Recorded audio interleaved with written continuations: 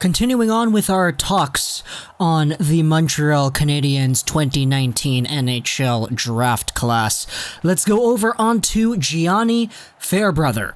We already talked about Caulfield, Struble, and Norlinder, so the Everett Silvertips left-handed defenseman Fairbrother is next on the list.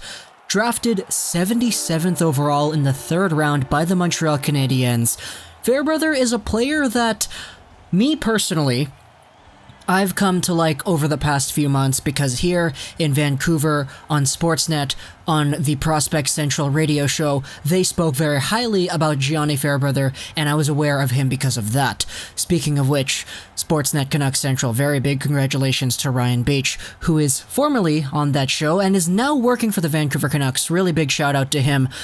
But Fairbrother is a guy that I personally got to be a little bit familiar with, just based off of my exposure through that show.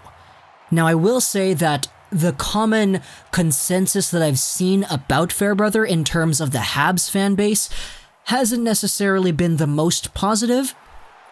I've understood that there are a few other players that could have been available at that range, around the 70-ish mark, that a lot of Habs fans probably would have wanted to see more than a guy like Fairbrother, and it's totally understandable. Fairbrother's not a guy that had the most exposure, but I wanted to go over just in this video what exactly makes Fairbrother a noteworthy NHL prospect, and why he's got some hype around his name here in Vancouver. First off, he's got hype around here because he's in the WHL, and he's from North Van, so obviously Vancouver-based scout people are going to lean towards Fairbrother more than the Montreal folks, so that's a little bit obvious to understand here, but Gianni Fairbrother is a 6-foot, 194-pound left-handed defenseman playing for the Everett Silvertips in the WHL. Born September 30th, 2000, he is one of the oldest players of this draft class, and in this draft season, he had himself 36 points in 64 WHL games played, including 4 points in 10 playoff games.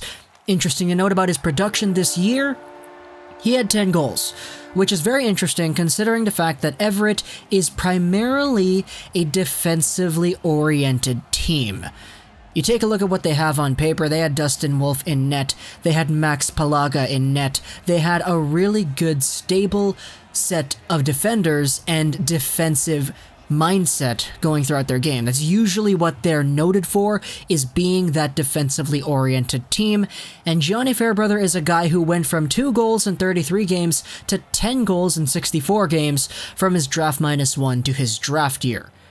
That in itself is pretty impressive, but at the same time, it's not eye-popping, so it's not going to make anybody jump out of their seat. Just taking a look at it right now, though, the Everett Silvertips did have some of the lowest goal scoring in the entire league at 223 goals in total. At the same time, they were also the best team in the Western Conference in the US division, so that's really good as well. Everett in itself was a good team, defensively oriented, and Gianni Fairbrother was able to get himself some goals.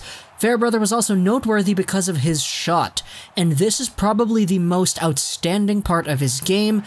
He has an extraordinarily uncanny ability to get shots on net consistently, from any area of the ice, from any angle, from any kind of shot. He's always getting his shots on net, and that's probably the most important asset of his game thus far, is that when he can shoot it, he'll either snipe a really nice goal, or he'll set up a really good chance for a rebound in front for his teammates. Rarely does his shot miss the net, and that's one of the more important parts of his game here. Other than that, Fairbrother is a really solid-minded player who's not afraid to really get in the opponent's face, and it really does show in what he's able to do out there on the ice. He had 83 penalty minutes because he's aggressive as heck.